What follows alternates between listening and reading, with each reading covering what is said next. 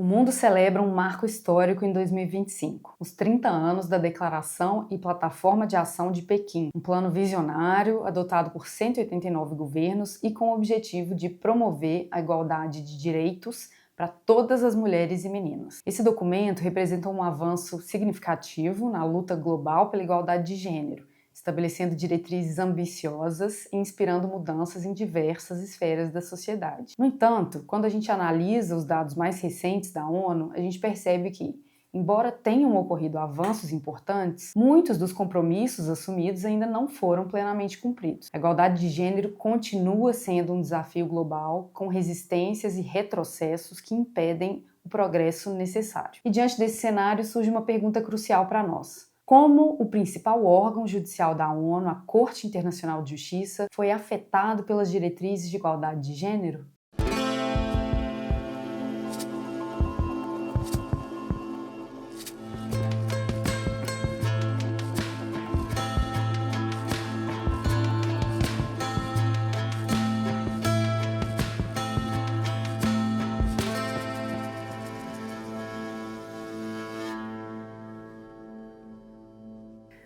A Corte Internacional de Justiça é o principal órgão judicial da ONU e desempenha um papel crucial no direito internacional público, contribuindo para a solução pacífica de disputas entre os Estados. No entanto, apesar dessa importância da Corte, o órgão também enfrenta um desafio persistente, que é a desigualdade de gênero na sua composição e na sua cultura organizacional. A Corte foi estabelecida em 1946 e é composta por 15 juízes. Esses juízes são eleitos para mandatos de 9 anos. A principal função da Corte é resolver disputas jurídicas entre os estados e emitir pareceres consultivos sobre questões de direito internacional. Desde o início de suas atividades, a Corte tem uma história de superrepresentação masculina. Apenas 6 mulheres foram eleitas como juízas em quase 80 anos de funcionamento da Corte.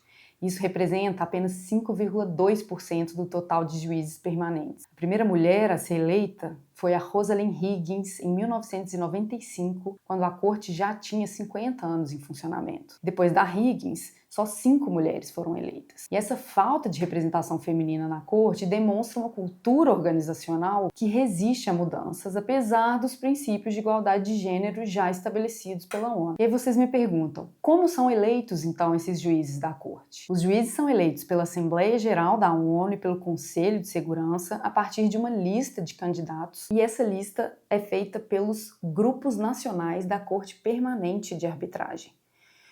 Entretanto, o próprio Estatuto da Corte oferece orientações muito limitadas sobre como esses grupos devem nomear esses candidatos. O artigo 6, por exemplo, recomenda que esses grupos consultem seus tribunais de justiça e as faculdades de direito, mas não há uma exigência clara sobre a inclusão de mulheres. Além disso, o artigo 5.2 limita o número de nomeados e a nacionalidade dos mesmos, mas também não menciona a necessidade de garantir uma representação equitativa de gênero. Essa falta de transparência e esse conjunto de regras não escritas que regem as nomeações contribuem para a perpetuação de um ambiente que é visto por muitas internacionalistas como um clube de rapazes. É interessante notar que os tribunais internacionais que possuem requisitos obrigatórios ou aspiracionais para considerar o gênero nas nomeações tem mais do que o dobro do número de mulheres juízas em comparação àqueles que não têm tais requisitos. Um exemplo é o Estatuto de Roma, que rege o Tribunal Penal Internacional e menciona explicitamente a necessidade de assegurar uma representação justa de juízes de ambos os sexos. A Corte Internacional de Justiça é um órgão essencial para o direito internacional, mas a desigualdade de gênero da instituição é um problema grave. A subrepresentação das mulheres reflete uma cultura organizacional que precisa ser transformada. Algumas autoras internacionalistas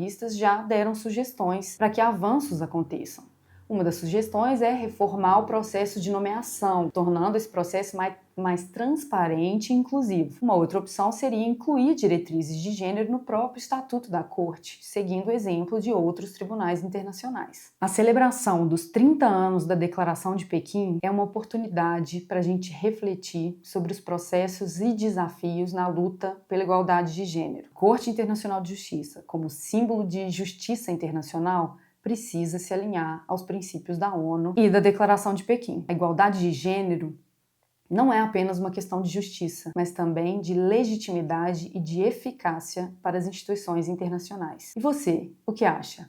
Como a falta de representação de gênero pode afetar a legitimidade da Corte? Na sua opinião, que medidas concretas podem ser adotadas para promover a igualdade de gênero na Corte? Fiquem à vontade para deixar as opiniões de vocês nos comentários. E se vocês gostaram desse conteúdo, curtam, compartilhem com quem possa se interessar e sigam Fronteiras nas redes sociais.